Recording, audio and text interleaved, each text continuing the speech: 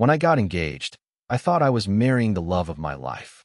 Turns out her family saw me as their personal ATM. They handed me a $45,000 invoice for the wedding and expected me to pay without question.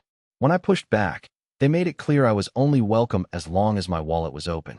The whole thing fell apart when I discovered text messages where my fiancé called me ungrateful for not wanting to bankrupt myself for their dream wedding. Looking back, refusing to pay that bill was the best financial decision I ever made. I dodged a bullet that would have destroyed my future. So I'm Jason, 32, civil engineer. I work for a mid-sized firm in Denver, and I've always been pretty careful with money. Growing up in a working-class family taught me the value of every dollar, and I've managed to save up a decent nest egg over the years. I met Sarah at a friend's barbecue about 2 years ago. She was charming, funny, and we clicked immediately. She worked in marketing for a tech startup and seemed to share my values about building a stable future together. We dated for about 18 months before I proposed, and everything felt perfect. Sarah came from what you'd call an upper-middle-class family. Her dad worked in real estate development, and her mom was involved in various social committees around town. They lived in one of those fancy subdivisions with the perfectly manicured lawns and expensive cars in every driveway. I'll admit I felt a bit out of place at first, but they seemed to accept me well enough. The first red flag should have been how quickly they started talking about the wedding. Before Sarah and I had even discussed a budget, her mother was already making calls to venues and florists. When I mentioned wanting to keep things reasonable, they just laughed and said not to worry about it. I figured they were planning to contribute significantly, which seemed normal for a family with their means. Boy, was I wrong about that assumption. The first real hint of what was coming happened about 3 months after I proposed. Sarah's parents invited us over for Sunday dinner, which had become a regular thing. We were sitting around their massive dining room table when her mother started talking about wedding venues. She told us she had toured this exclusive country club that afternoon and absolutely loved it. The place apparently had a waiting list, but she knew someone who could get us in. I asked about the cost, and that's when things got weird. Her father set down his wine glass and looked at me directly. He said that a man should be prepared to invest in his future wife's happiness. He went on about how a wedding sets the tone for the entire marriage, and that cutting corners would be a mistake I'd regret forever. I tried to explain that I wanted Sarah to be happy too, but that we should probably look at places within our budget. Sarah's mother jumped in and said that budgets were just artificial limitations that prevented people from having what they truly deserved. The conversation kept going in circles like this for about 20 minutes. Every time I brought up practical concerns, they had some response about how love shouldn't have a price tag or how this was a once-in-a-lifetime event. Sarah mostly stayed quiet during this whole exchange, just nodding along with whatever her parents said. What really bothered me was how they kept using phrases like, and it felt like they were questioning my worth as a partner based entirely on how much I was willing to spend. By the time we left that night, I had a knot in my stomach. Sarah seemed excited about the country club, and when I tried to talk to her about the cost on the drive home, she said we'd figure it out somehow. She mentioned that her parents had connections and might be able to help us get better deals on things. I went to bed that night feeling uneasy but telling myself I was probably overreacting. Maybe they were just excited and got carried away. Maybe they really were planning to help financially and just hadn't spelled it out yet. I tried to convince myself that everything would work out once we sat down and had an honest conversation about money. Looking back, I should have trusted my gut that night. The way they talked about money and expectations was a preview of everything that was about to unfold. But I was in love and wanted to believe the best about the people who were going to be my family. About 3 weeks later, Sarah's parents asked me to come over alone to discuss wedding plans. They said they wanted to have a frank conversation about logistics and thought it would be better without Sarah there to get distracted by details. I showed up at their house on a Saturday afternoon, and they had everything laid out on their kitchen island like a business presentation. There were brochures from vendors, printed emails with quotes, and a thick folder with what looked like contracts. Her father started by saying they had good news and bad news. The good news was that they had secured the country club venue and locked in dates with several premium vendors. The bad news was that everything was more expensive than initially expected. Then her mother slid a piece of paper across the counter to me. It was an itemized invoice for $45,000. I'm not kidding. They had printed out a formal invoice with their letterhead at the top and everything. It included charges for the venue, catering, flowers, photography, music, and something called. I stared at this document for probably a full minute without saying anything. My brain was trying to process that they had not only planned an entire wedding without really consulting me, but they expected me to pay for all of it. I finally asked if this was their contribution or if they expected us to split costs somehow. Sarah's father laughed and said that traditionally, the groom's family handles the major expenses. He claimed this was how things had always been done in their social circle. I told them that my family definitely couldn't afford anything close to this amount, and neither could I. That's when things got uncomfortable fast. Her mother said that Sarah had told them I made good money as an engineer and had been saving up for years. The conversation went downhill from there. They started questioning whether I was really ready for marriage if I couldn't handle this kind of financial responsibility. Her father made some comment about how his generation knew how to provide for their families properly. I tried to explain that $45,000 was more than I made in a year after taxes, and that spending that much on one day seemed completely unreasonable. They acted like I was being cheap and selfish. Her mother actually said that if I truly loved Sarah, the money wouldn't matter. By the time I left their house, I felt like I'd been hit by a truck. They had made it clear that this wasn't a negotiation or a discussion. They had already committed to everything on that invoice, and they expected me to pay up without question. The whole thing felt like a trap that had been carefully set up from the beginning. That same week, I knew I had to talk to Sarah about what had happened with her parents. I was hoping she'd be as shocked as I was, and that we could figure out a solution together. We were at my apartment on a Wednesday night, and I brought up the invoice. Sarah's reaction was not what I expected. She seemed annoyed that I was making such a big deal about it. She said her parents had worked really hard to put together something beautiful for us, and that I should be grateful instead of complaining about money. I tried to explain that it wasn't about being ungrateful, but about being realistic. I told her that $45,000 was an enormous amount of money that would wipe out most of my savings and put me in debt for years. She said that was what credit cards were for, and that we'd pay it off eventually. The conversation got heated pretty quickly. Sarah accused me of being embarrassed by her family's standards and said I was trying to cheap out on our wedding day. I told her that her family's standards seemed to involve spending other people's money, which definitely didn't go over well. She stormed out of my apartment that night, and we didn't talk for 2 days. When she finally called me, she said she needed some time to think about whether we wanted the same things in life. A few days later, I made a mistake that probably saved my life. Sarah had left her phone at my place, and it kept buzzing with text messages. I wasn't trying to snoop, but the screen lit up and I could see part of a conversation with her sister. The messages I saw made my blood run cold. Sarah was complaining about how ungrateful I was being about the wedding costs. She said she couldn't believe I was making such a big deal about money when her parents had done all the work to plan everything. But the worst part was when she wrote that she was starting to wonder if I was really the kind of man who could provide the lifestyle she wanted. She said maybe her parents were right to be concerned about my priorities. Reading those texts felt like getting punched in the stomach. This was the woman I was planning to marry, and she was talking about me like I was some kind of disappointment because I didn't want to go into massive debt for one day. When Sarah came back to get her phone, I confronted her about the messages. She got defensive and said I had no right to read her private conversations. She claimed I was taking everything out of context and that she was just venting to her sister. But the damage was done. I realized that Sarah fundamentally agreed with her parents about the money situation.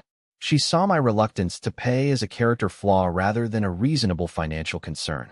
That conversation made it clear that we were not on the same team when it came to this issue. Over the next few days, I decided to take a hard look at my finances to see what was actually possible. I spread all my bank statements out on my kitchen table and started adding up numbers. What I found was even worse than I thought. I had already paid deposits for several things without realizing how much it was adding up. There was $2,000 for the venue, $800 for the photographer, $500 for the caterer, and another $1,200 for various other vendors. I was already in for over $4,500, and that was just the deposits. Looking at my savings account balance, I realized that paying the full $45,000 would basically wipe out everything I had worked for over the past 8 years. I had been saving for a house down payment, and this wedding would destroy that dream completely. I started calculating what my monthly payments would be if I put the rest on credit cards. Even with the best interest rates I could find, I'd be paying over $800 a month for the next 6 years just to cover wedding expenses. That didn't include the interest which would probably add another $10,000 to the total cost. The math was absolutely brutal. This wedding would cost me more than my car, and I'd still be paying for it long after the marriage might end. I kept running the numbers different ways, hoping I'd made a mistake somewhere, but it always came out the same. I called my dad that night to talk through the situation. He listened to everything and then asked me a simple question. If Sarah and I broke up tomorrow, would I be okay with having spent all this money? The answer was obviously no. My dad reminded me that he and my mom had gotten married at the courthouse and had a small reception at my grandmother's house. They'd been happily married for 35 years, and their wedding had cost less than $500. He said that if someone truly loved me, they wouldn't want to see me go into debt for their benefit. That conversation really put things in perspective. I realized I had been so focused on trying to make Sarah and her family happy that I hadn't stopped to consider what this would mean for my own future. The financial stress alone would probably damage our marriage before it even got started. I also started thinking about what this pattern might mean for our future together. If Sarah's family expected me to bankroll their expensive tastes now, what would they expect later? Would every major decision involve them pressuring me to spend money I didn't have? By the end of that week, I knew I had to have another serious conversation with Sarah about scaling back the wedding plans. I was hoping we could find some middle ground that wouldn't completely destroy my financial stability. The following Tuesday, Sarah arranged for all of us to meet at the country club to finalize details. She said her parents wanted to walk through everything one more time before we signed the final contracts. I agreed to go, but I was planning to use this as an opportunity to negotiate some changes. We met in one of the club's private dining rooms, and the wedding coordinator had everything spread out on display. There were fabric samples, menu options, flower arrangements, and detailed floor plans. It was honestly beautiful, but seeing it all laid out like that made the $45,000 price tag feel even more real. Sarah's parents immediately started talking about how perfect everything looked and how impressed their friends were going to be. The wedding coordinator was nodding along and adding details about upgrades and special touches they could include. I waited for a natural break in the conversation and then brought up my concerns about the budget. I suggested that we could probably cut some costs by choosing simpler options for certain things. Maybe we didn't need the premium bar package, or we could use fewer flowers in the centerpieces. The reaction was immediate and intense. Sarah's mother looked at me like I had suggested we serve hot dogs at the reception. She said that cutting corners would be obvious to everyone and would reflect poorly on both families. Her father jumped in with his usual speech about investing in our future and not starting our marriage with regrets. The wedding coordinator seemed uncomfortable but started suggesting ways we could finance the additional costs if money was tight. That's when my sister Emma showed up. I had mentioned the meeting to her earlier, and she decided to come see what all the fuss was about. Emma took one look at the setup and asked who was paying for everything. When I explained the situation, Emma's expression changed completely. She asked Sarah's parents directly why they thought it was appropriate to stick me with a $45,000 bill for their dream wedding. She pointed out that this was more money than most people spend on a car. Sarah's mother got defensive and said that Emma obviously didn't understand how weddings worked in their social circle. Emma fired back that she understood perfectly well how financial manipulation worked, regardless of the social circle. The whole meeting fell apart after that. Sarah was mortified that Emma had called out her parents so directly. Her father made some comment about my family not appreciating quality, and Emma suggested that maybe his family should pay for quality if they wanted it so badly. We left the country club with nothing resolved and everyone angry at everyone else. Sarah barely spoke to me on the drive home, and I could tell she was furious that I had let Emma confront her parents like that. But honestly, I was grateful that Emma had said what I was thinking. Someone needed to point out how ridiculous this whole situation had become. Her parents were essentially demanding that I go into debt to fund their social status, and they were acting like I was the unreasonable one for objecting. The final confrontation happened exactly 1 week before the wedding date. Sarah's parents called and asked me to come over for what they described as an urgent family meeting. Sarah was already there when I arrived, and the atmosphere was tense from the moment I walked in. Her father got straight to the point. He said they had been patient with my concerns about money, but time was running out. All the vendors needed final payments, and they couldn't wait any longer for me to make up my mind about my financial responsibilities. Sarah's mother pulled out a folder with all the vendor contracts and showed me exactly what needed to be paid and when. She had highlighted the payment due dates and most of them were within the next few days. She said that if payments weren't made on schedule, we'd lose our deposits and probably face additional cancellation fees. I looked at Sarah, hoping she would finally stand up for me or suggest some kind of compromise. Instead, she said that her parents had been more than reasonable and that it was time for me to step up and handle my obligations like a man. That's when I realized this wasn't really about the wedding anymore. This was about control and about establishing a pattern for how decisions would be made in our marriage. If I gave in now, Sarah's parents would know they could pressure me into anything by framing it as a test of my love or commitment. I told them that I wasn't going to pay the $45,000 and that we needed to either scale back the wedding dramatically or postpone it until we could figure out a more reasonable approach. Sarah's father said that postponing wasn't an option because they had already invited over 200 people and couldn't embarrass the family like that. The conversation escalated quickly from there. Sarah accused me of sabotaging our wedding and said I was being selfish and immature. Her mother said that if I couldn't handle this financial responsibility, maybe I wasn't ready for marriage at all. That's when I pulled out my phone and showed them the text messages where Sarah had called me ungrateful and questioned whether I could provide the lifestyle she wanted. I had taken screenshots before giving her phone back, and I figured this was the right time to use them. The room went completely silent. Sarah's face went white, and her parents looked shocked that I had evidence of what they had all been saying behind my back. I told them that I now understood this wasn't about love or commitment. It was about money and social status. I said that if they wanted their dream wedding so badly, they were welcome to pay for it themselves. But I wasn't going to bankrupt myself to fund their social ambitions, and I wasn't going to marry someone who saw me primarily as a source of income. Sarah started crying and said I was ruining everything. Her parents were furious and told me to get out of their house. As I was leaving, her father said that I would regret this decision for the rest of my life, and that I was throwing away the best thing that ever happened to me. I drove straight home from that disaster and sat in my apartment trying to process what had just happened. In the span of 2 hours, my engagement had basically ended, and I was looking at losing thousands of dollars in deposits for a wedding that was never going to happen. Sarah called me about an hour later, but she was still angry and demanding that I apologize to her parents and agree to pay for the wedding. She said I had humiliated her family and that there was no way to move forward unless I made this right. I tried one more time to explain that the money wasn't the real issue. It was the way her family had manipulated and pressured me, and the way she had sided with them instead of supporting me.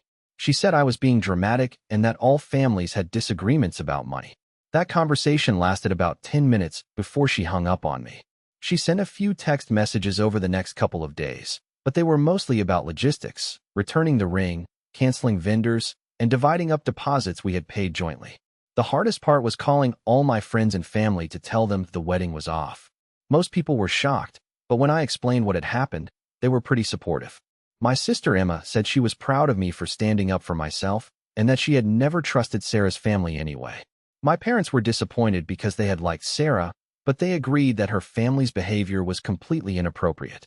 My dad said that if Sarah truly loved me, she would have been horrified by what her parents were doing instead of supporting it. A few of my close friends pointed out that I had dodged a massive bullet. One of them had gone through a similar situation with his ex-wife's family, and he said the financial pressure never stops. It just gets worse after the wedding when they think they have you locked in. The financial hit was painful but manageable. I lost about $4,500 in deposits, which sucked, but it was way better than losing $45,000 plus interest. I had to cancel some plans and tighten my budget for a few months, but I wasn't facing years of debt payments. Within about 2 weeks, I was actually feeling relieved. The stress and anxiety I had been carrying around for months was gone, and I could think clearly about what I wanted my future to look like. It definitely didn't include in-laws who saw me as their personal bank account. Going back to work after everything fell apart was awkward at first. I had taken time off for what was supposed to be my honeymoon, and everyone knew the wedding had been called off. Some people were curious about what happened, but most of my colleagues were pretty respectful about not prying into personal details. My boss pulled me aside during my first week back and asked if I was doing okay. I gave him a brief overview of the situation without going into too much detail. He listened and then said that he had been through something similar with his first engagement and that sometimes these things happen for a reason. Word got around the office pretty quickly about the basic facts. that Sarah's family had expected me to pay for an expensive wedding and I had refused. I was worried that people might think I was cheap or unreasonable, but the reaction was mostly the opposite. Several of my coworkers shared their own wedding horror stories about dealing with difficult in-laws or financial pressure. One guy told me about how his wife's family had insisted on expensive traditions that nearly bankrupted them, and how they were still paying off wedding debt 5 years later. My project manager, who was usually pretty serious about keeping personal life separate from work, actually complimented me on handling the situation maturely. She said that a lot of people would have just gone along with the pressure and regretted it later. The few people who seemed critical were mostly making comments about how I should have found a way to make it work or that breaking up over money seemed extreme. But even those people usually changed their tune when they heard the actual dollar amounts involved. One of the younger engineers asked me how I had the courage to walk away from a relationship over money. I explained that it wasn't really about the money. It was about respect and partnership. If Sarah had been on my side trying to find solutions, we could have worked something out. But she had chosen to support her family's demands instead of considering my concerns. After a few weeks, the whole situation became old news around the office. People moved on to other topics, and I was able to focus on work without constantly thinking about the wedding drama. It felt good to be back in an environment where my value wasn't measured by how much I was willing to spend on other people's priorities. The work itself was actually a good distraction. I threw myself into a couple of challenging projects and found that I was more focused and productive than I had been in months. The stress of the wedding situation had been affecting my performance more than I realized. About 4 months after everything ended, I was having dinner at my parents' house on a Sunday evening. We were just talking about normal family stuff when my mom brought up Sarah. She asked if I ever regretted my decision or wondered what would have happened if I had just paid for the wedding. I thought about it for a minute before answering. Honestly, there were moments when I missed Sarah and wondered if I could have handled things differently. But every time I really considered what it would have meant to go through with their demands, I felt relieved all over again. My dad pointed out that I had saved enough money to make a down payment on a house, which I had just started looking into. If I had paid for that wedding, I'd be living in apartments for years while paying off credit card debt. Instead, I was actually in a better financial position than I had been before the engagement. We talked about what I had learned from the whole experience. The biggest thing was recognizing red flags earlier in relationships. Sarah's attitude about money and her family's influence had been issues from the beginning, but I had ignored them because I was focused on other things I liked about her. My sister Emma joined us for dessert and brought up something I hadn't really thought about. She said that Sarah's family would probably pull the same manipulation tactics on whoever she married next. Some other guy was going to get stuck with their expensive demands, or Sarah was going to have to find someone wealthy enough that $45,000 didn't matter. That conversation made me realize how much I had grown from this experience. 6 months earlier, I had been so focused on making other people happy that I was willing to sacrifice my own financial security. Now I had a much clearer sense of my own boundaries and priorities. I also realized that I was actually excited about dating again, which surprised me. For a while after the breakup, I had been pretty bitter about relationships in general. But now I felt like I knew what to look for in a partner. Someone who would be on my team when difficult situations came up, not someone who would side with external pressure. The conversation that night helped me understand that I hadn't just avoided a bad financial decision. I had avoided a bad marriage. If Sarah and I had gone through with the wedding, we would have started our marriage with me resentful about the debt and her resentful that I had resisted her family's plans. Epilogue. It's been almost a year now since I called off the wedding, and I can honestly say it was one of the best decisions I've ever made. I ended up buying a small house about 6 months ago, something that would have been impossible if I had blown my savings on that wedding. I heard through mutual friends that Sarah got engaged again about 8 months after we broke up. Apparently, her new fiancé comes from a wealthy family, so the money issues probably won't be a problem this time. I genuinely hope she's happy, but I'm also grateful that someone else is dealing with her parents' expectations now. The whole experience taught me a lot about standing up for myself and recognizing when people are trying to manipulate me financially. I've become much better at setting boundaries in all areas of my life, not just relationships. It's amazing how much clearer your thinking becomes when you're not constantly worried about disappointing people who don't have your best interests at heart. I'm dating someone new now, and the difference is incredible. When we talk about the future, it's always in terms of what we can build together, not what I can provide for her, or her family. She was actually horrified when I told her the wedding story and said she couldn't imagine putting that kind of pressure on someone she loved. Looking back, that $45,000 invoice was probably the best thing that ever happened to me. It forced me to see the relationship clearly and make a decision based on reality instead of wishful thinking. Sometimes the most expensive lessons are actually the ones that save you the most money in the long run.